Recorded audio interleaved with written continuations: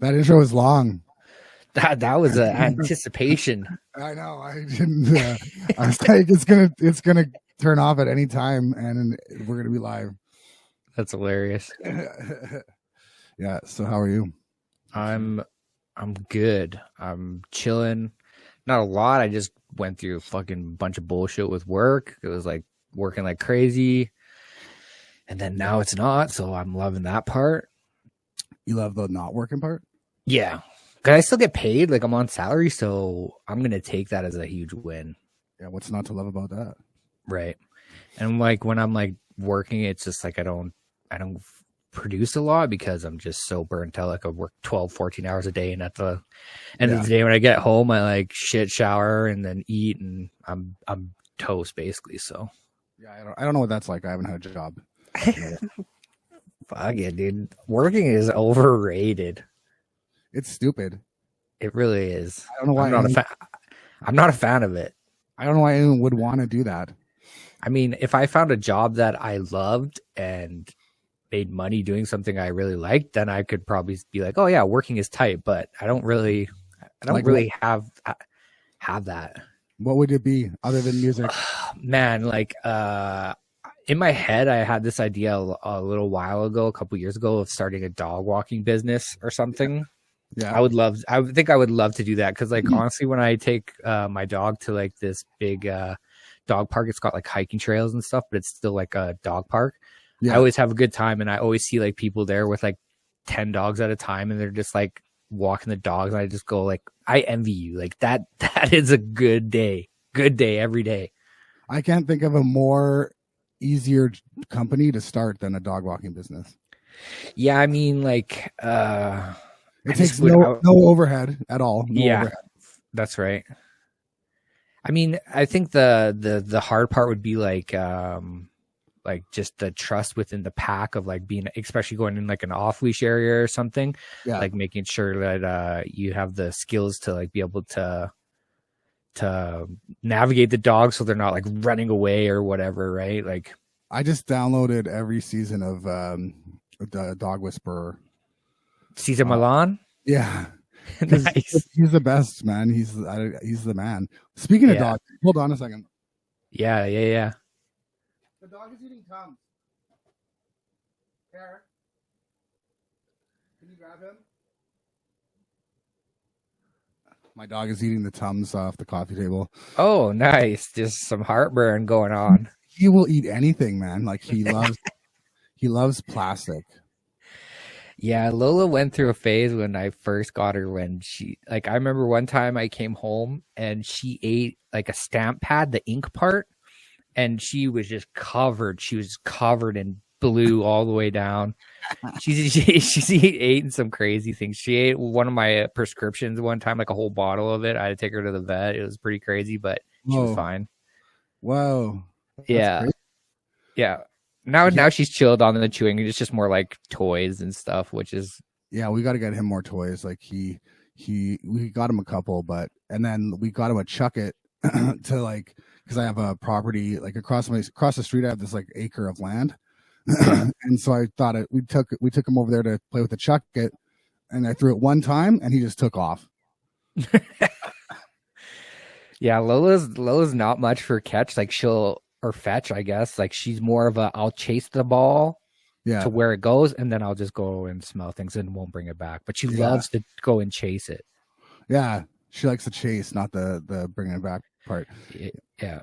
And like we got all sorts of crazy animals out here too. Like he's already killed like a muskrat. Dang, little hunter dog. We got to clean up like a muskrat. You ever seen a muskrat?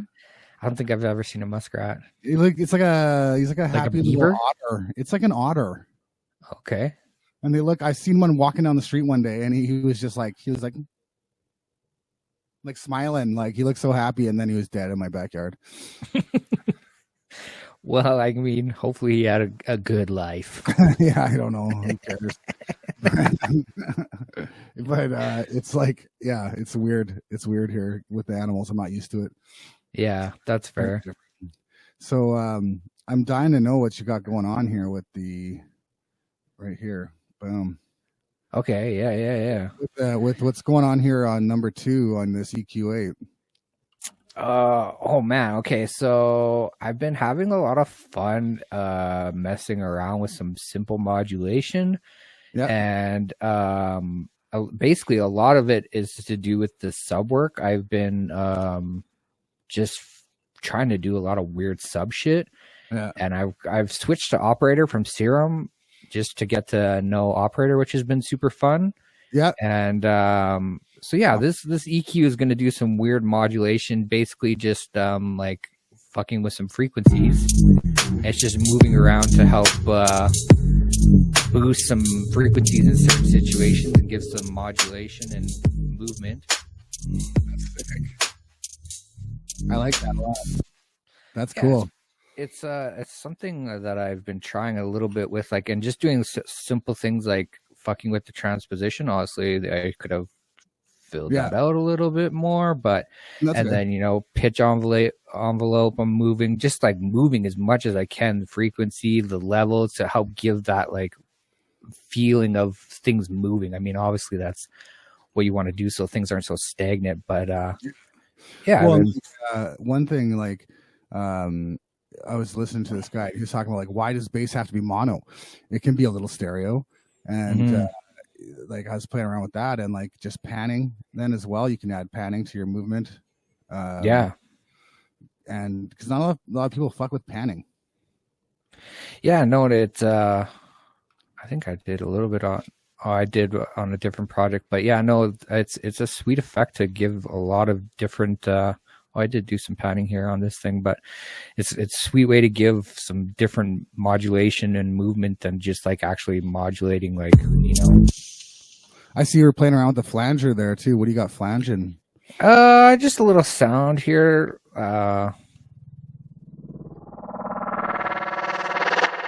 Nice. So yeah, like I don't know, I've been just trying to keep things really simple lately, and like almost minimal channels, and just see what I can get out of the minimalist that I can do, and still keeping things interesting and moving a lot. So I mean, I guess I could play this whole thing from the beginning a little bit. Sure.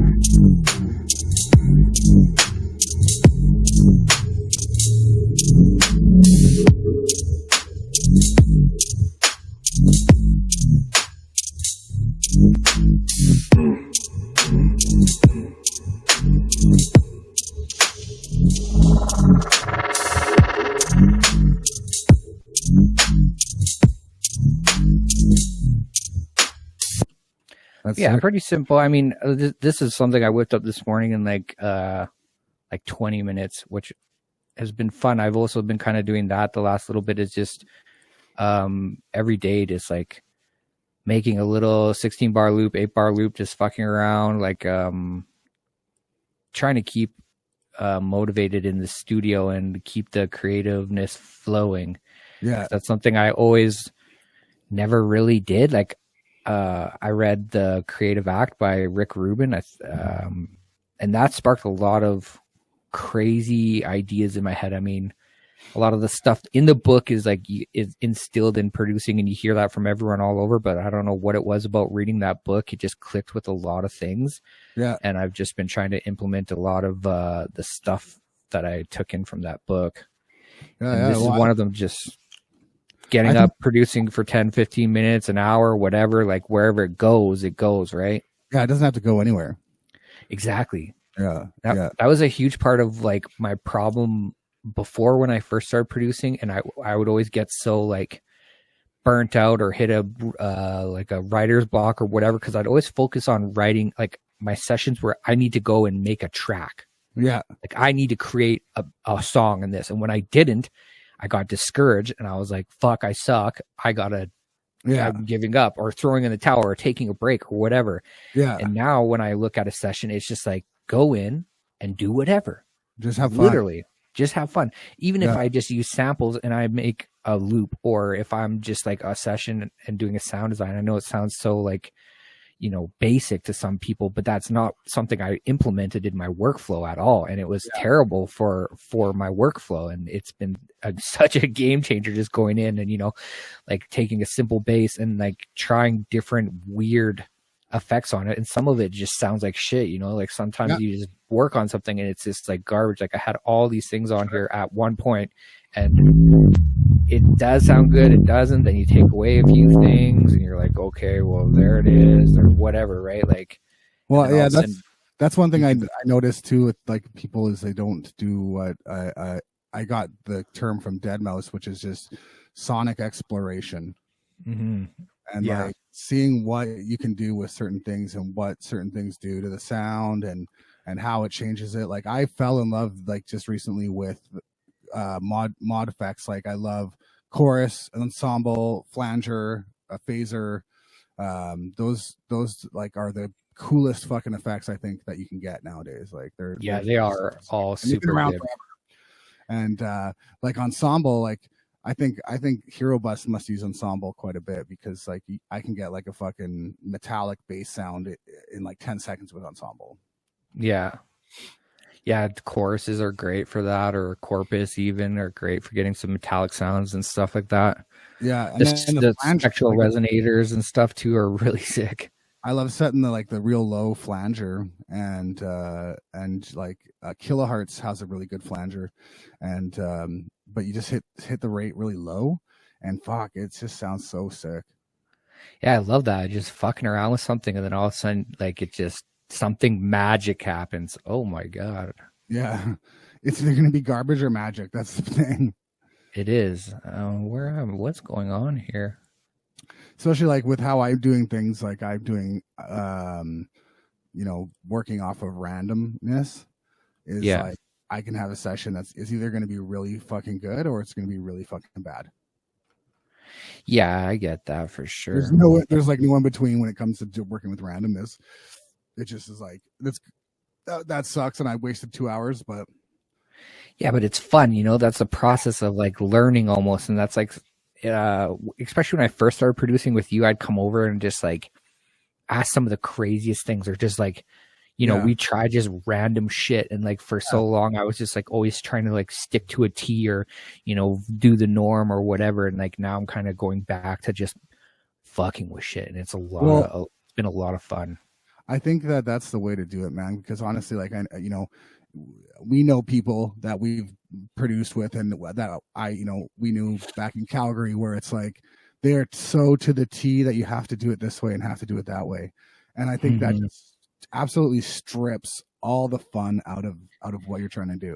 It does a lot. And I mean, like, and it instilled in me a little bit, which I let it happen and I did it myself, where I was like, okay, I got to follow these guidelines, and things got stagnant for me. It was another thing that was like, you know, fitting my creativity is just like, you know, not pushing the boundaries and not trying random shit and doing weird shit, you know?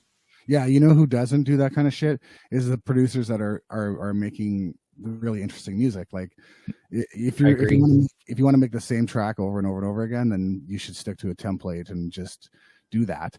But if you want to make unique sounds and like have your own sound, then that's the only way of doing it. Yeah, I agree with you. And I think even having your own unique sound can become stagnant after a while too, right? Like I agree with that. There are some people over the years, even like I think that was a bigger thing, like, you know, even 5-10 years ago, like people were like really honing in on trying to have their sound, but now everyone like can have that sound, you know. They just go to a YouTube video or whatever, right? Like I find that more people I'm like drawn to is like the way that their flow is, or the way that their mix down is, or the way that they're like, I guess that is a part of their sound, but just the whole body of it, not just like, okay, they always have this kind of synth in it or whatever, you know what I mean? Like that was a thing a while back for sure.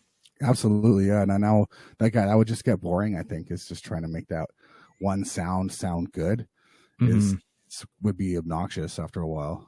Yeah, I'm with you on that. Yeah, I was gonna show you my new template. Let's see it. Okay, hold on. Let me just start. I'm gonna start a new project here, and then I'll go like this. Yeah. Okay, so this is my new template.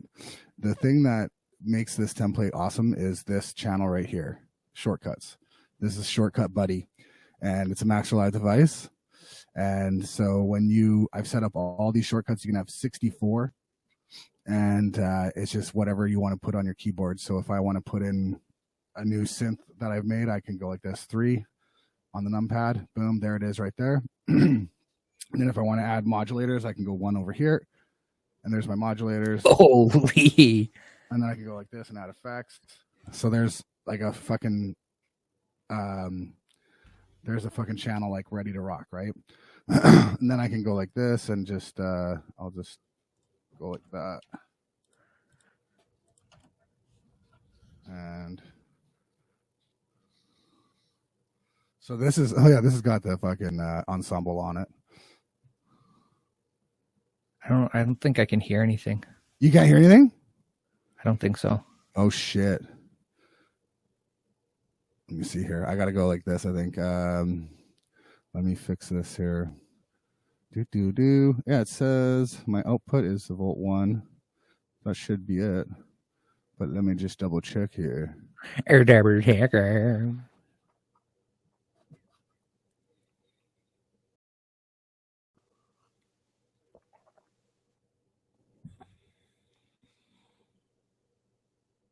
Shit.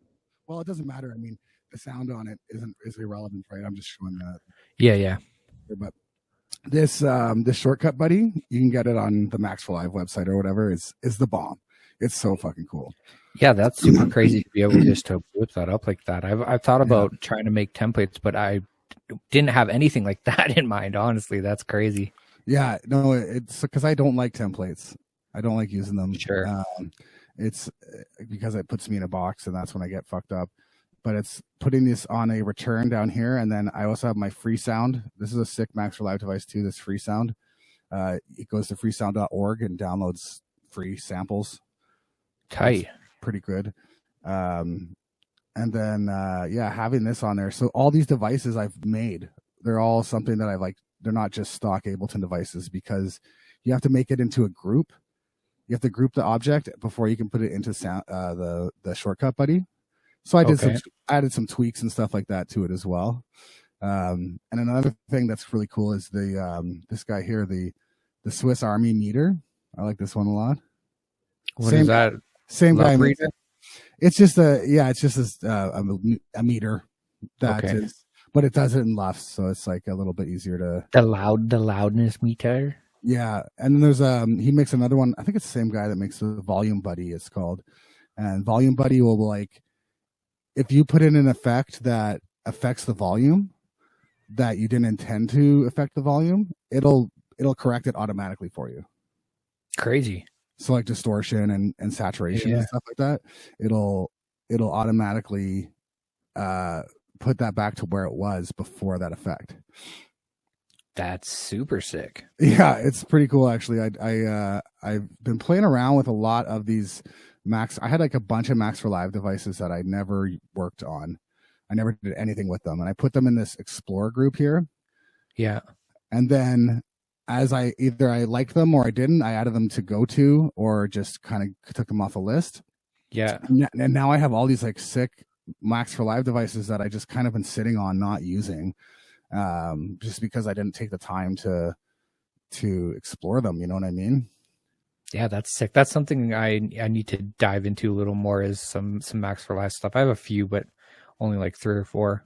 Oh, it's so good. Like, these are all my main Max for Live devices that I use here now in different ways. Like this NTPD one, this one's sick because you can add notes to the channel. Like you can add any notes you need to right here. And then another one that's good is this circle of fifths.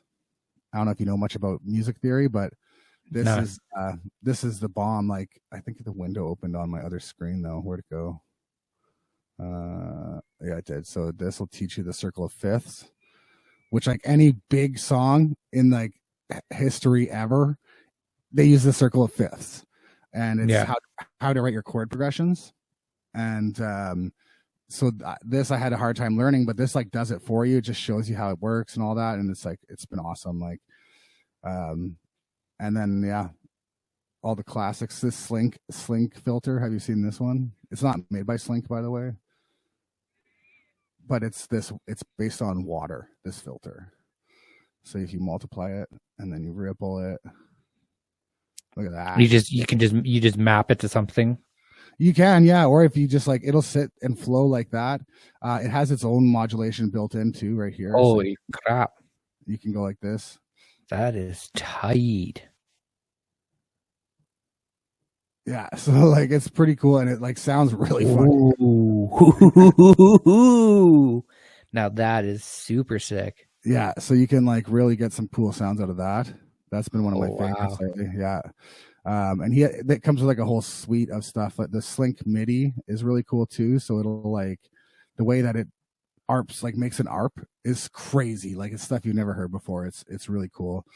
And then there's all sorts. I should do a whole like video on Max for Live devices. You should. Yeah, I love Max for Live. It's the best part of Ableton, I think.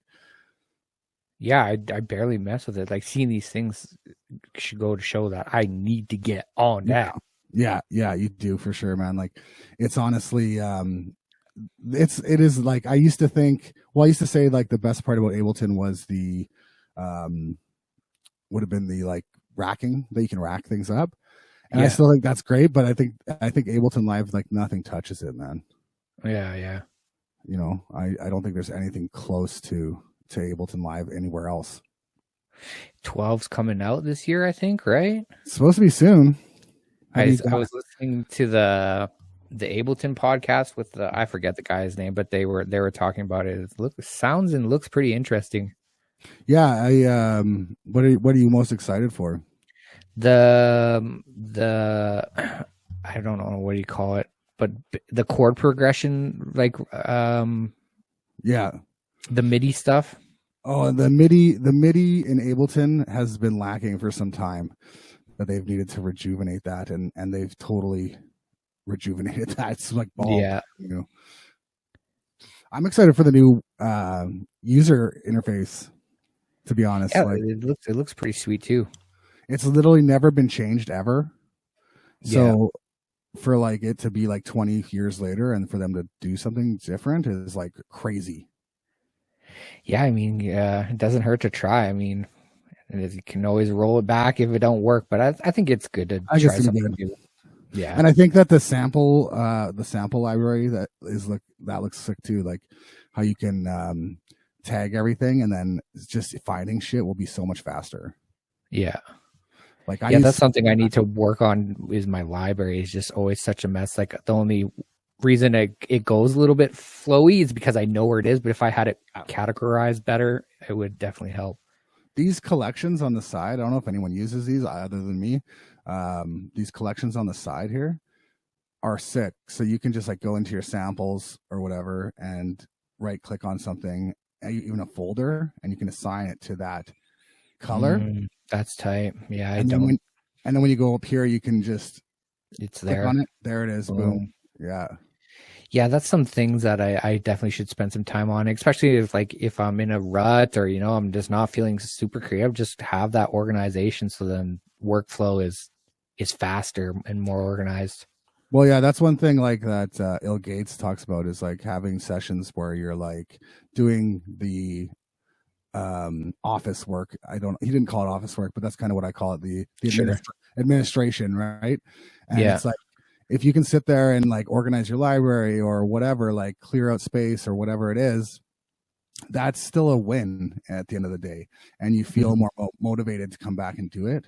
So if you're not feeling super creative and you can't get a flow going, just doing these little tasks like that goes a long way, right? Because then you get excited about, oh, well, fuck.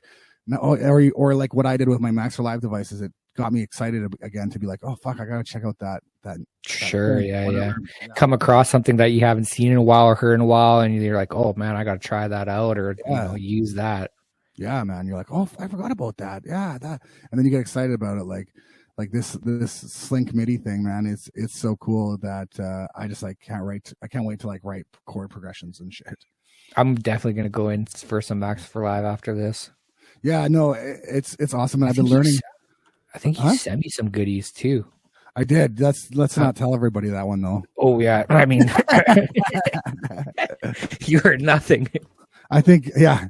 But I was going to show you this too, because you've been fucking around with Vizzy, right?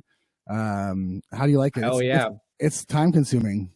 You know what? The first time I told you about that one, I don't know what happened. I think I put it on 1080p and my computer was just like lagging. I made that video and I couldn't even see it. It was just like grr, grr, grr. I was like, okay, well, I'll just pick these settings and hope it works. And then the second time I used it, it was really cool. I put it down to like 480 or something, and it ran super easy and super clean. I like it. It's sweet. It's sweet that it's cool. Free. It's awesome. There's a lot to pick from, and I'll be using it for all the videos for sure. Good. Yeah. Like it's great that it's free. I love it. And so make sure you always like give a shout out to them or whatever, like they say, they always want a shout out or whatever on the, if you share it on YouTube and shit. Yeah. Yeah. I put it in the video description. Yeah. And then, this though is, can you see that now? What's going on here? I should have another window over here though. Hold up. Where'd that go? Oh man. So Max for Live also has a thing called Vizzy built into it. And it's like, there we go. You can see that now, right? Yep. So in here, you can go and along the side here, if you download the library, you can go Vizzy.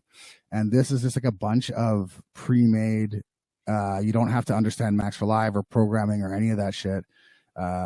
Pre-made visualizer effects and stuff like that. And it's I lost the window again, fuck. But anyway, check that out too, man. Like it's cool. You don't have to understand Max for Live at all to make it work. So what is it making visuals or what? Yeah. So what you'll do is you can have audio come in here. I'll make this window bigger here. You can have audio come in. I just delete all this shit. And then I'll go new object, plug in. So this is how Max for Live uses audio. That's your audio coming in.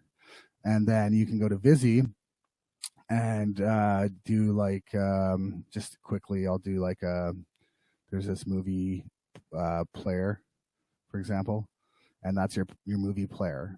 And so then you can send that movie signal, the video signal out here on the bottom to all these different effects that they have in Vizzy, like transform. You can have like a kaleidoscope, a fucking fractalizer, and you just chuck that onto here and go like this, boom, and that now will fractalize that video. And then you can go here and go to the output, for example, and just go viewer, and then that video goes into the viewer, boom, and then your affected video will show there, which I do have an example if you give me 1 second here. So let's see it in action. It's like Vizzy, like the online, that's like kind of similar to that, but it's definitely more intense. Like it's got a lot of features to it, and it's overwhelming too. But when you use Vizzy, it's like super straightforward. So you just put that in, and then you can see the viewer there at the bottom. Yep. Make that a little bigger here. So that's being fractalized by this effect here. And if I just go like this, I can go add different effects. Oh, crazy. Fuck with the effect here. You could make your own like visuals for a set too, I guess, like that. You could, right? You could. So like you can actually bring in audio and through the plugin device here. And then you could take, there's like a control, I think it's called, or there's I think it's called MIDI. No, it's audio to something, audio to Vizzy. So then you bring your audio in through here, and that'll change that to Vizzy control. So then you can put this in like over here, for example, and now that'll automatically affect this horizontal thing with the audio. And so you can really kind of fuck around with that. And like usually with that kind of stuff in Max for Live would take like lots of different little objects and programming knowledge and stuff like that. Yeah. That's crazy. You could like, I wonder if you could map all the visuals for all your songs, or if that's how some people are doing it like that. Yeah, you could. So Vizzy works better, I find, with MIDI. So like when it's detecting audio, it's a little tough because it's like either way too loud or way too quiet. Okay. And then you got to split it up too, right? So you can have like the bass control this and the the hires control this. But if you have MIDI, it's super duper easy, because it'll just take that MIDI and change it to the Visi control language or whatever, and it's a lot easier to use that way. And you can you can control so many different things within it, all with audio or MIDI. So it's like a game changer. That's super cool. Yeah. And you could do a whole set that way if you wanted to, for sure. Easily, man. And you can control it with a MIDI controller or anything like that. Like it's pretty sweet. Yeah, that's super rad. You're a wizard, Harry. I only know like that's real basic shit for that world. That's still super cool to be, you just fuck around with. There's also a plugin that I got on sale. It was like it's a VS, and it's like a VST, and so you can just throw it in there, and it's got all these different kind of built-in visualizers that you can put in, and then control it with audio or MIDI as well. Cool. Yeah, so it's pretty cool. It's pretty yeah. sweet. Yeah, but that world is like so foreign to me. I'm just kind of breaking the ice with it. Well, I mean, in this day and age, like as a producer, you kind of have to wear all hats almost, so it's good to kind of be dabbling in that stuff, because. Yeah, I was thinking about that today, man. Fuck, you really do have to wear all hats. Yeah, it's crazy. You got to be the promoter, you got to be the graphic designer, the visualizer, like doing all that stuff. Or I mean, if you're not, I mean, it's extra tough for you as a producer trying to expose and show off your tunes and stuff, right? Yeah, it really is. It's crazy. Like back in the day, it was never like that, right? It was like you had whole teams of people to do that kind of shit for you. Yeah. I was gonna try. I think I may have got my audio working. I was just gonna let this monstrous fucking set that I have going. Oh, let's go. So let's check it out. I don't know let's see if you can hear this. No. Shitty, eh? I don't know what I did wrong to deserve this, Oh shit. I'm a good person. I don't know what I did. What happened, universe? Why you gotta be picking on Chris like this? I know, right? No, I had it working before. I just I gotta get my settings figured out. Well, man, think how long it took me to figure it out. I had to get the Focusrite team to come onto my computer from however they do it. He just like all of a sudden he was moving my mouse and he's like, "Oh yeah, here you go." Really? Yeah, because I messaged him like, yeah, he did. And I was getting very discouraged because all the YouTube videos are like, it's you got to have this update or this thing or this extra VST, and I was like, man, I just want to use this sound card to do this, and he's like, oh yeah, that's no problem, just go on this site and log in and I'll hop in and but it is that hard for some reason. Like it's routing audio with inside of your own computer is so difficult for some reason sometimes. Yeah, and I'm not very good at that stuff, and I can get very frustrated when I feel like I don't know anything about anything, and I'm trying to learn it at first. I'm just like, screw this, throwing my hands away at it. I don't want to do it. I get it. I get that for sure, man. It's it can be a nightmare, and it seems like such a simple thing. It should be, right? Yeah, I should just. And even the guy on Focusrite, he's like, it's a little tricky. It's not just as simple as something that I could type out. That's why he was like, "Oh, let's sign on to this thing and I'll just do it for you." And then he just saved all the presets in my controller panel or whatever for Focusrite. Nice. That's awesome. Actually, that's good customer service. Yeah, I was pretty happy with it because I told them, I was like, I'm probably going to buy a new sound card because that's why I bought the 4i4 is because it said that it had a loop back feature to be able to do all that stuff, right? Yeah. And then I'm like, well, where is it? Like I see the button, I click the button. It's not that one. No, you got to route it inside of that, and you got to route it in Ableton, and you got to, route it here and route it there. But yeah, see, and I've been using just loopback, like it's called loopback.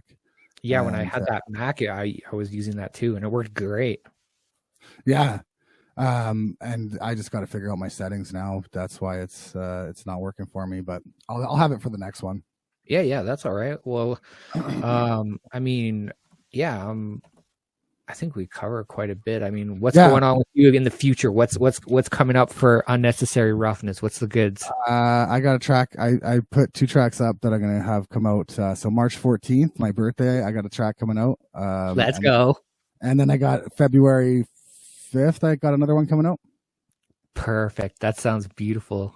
And then I got this track. I'm pretty much done as of today that I'm going to put on to Discord or DistroKid tonight.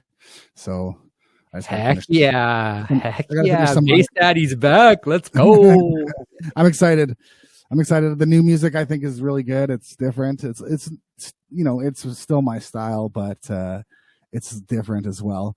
And I've it's evolved, I think, a little bit too. Right? Yeah, it's evolved. I think I've sent it to a couple of the like diehards that I like, love my music. There's a couple of them out there apparently, and I usually talk to them and have become kind of friends with them over time. And I've sent it off to them as well to spot check and make sure it's all good and everyone loves it. So that's a vibe, dude. I'm excited. I can't wait for everyone to hear it. Yeah, me too. I'm going to have pre-orders, but I'm going to be sneak peeking them on TikTok and shit like that real quick here. Yeah. Be sure to check out the socials, the Bass Therapy socials. And there's a QR code below. And the QR code is all our socials. Oh, look at that. We on the thing. Heck yeah, absolutely, buddy. Brother. All right, man. Well, let's do this more often. Yes, sounds good, man. All right, we'll talk to you soon. Peace.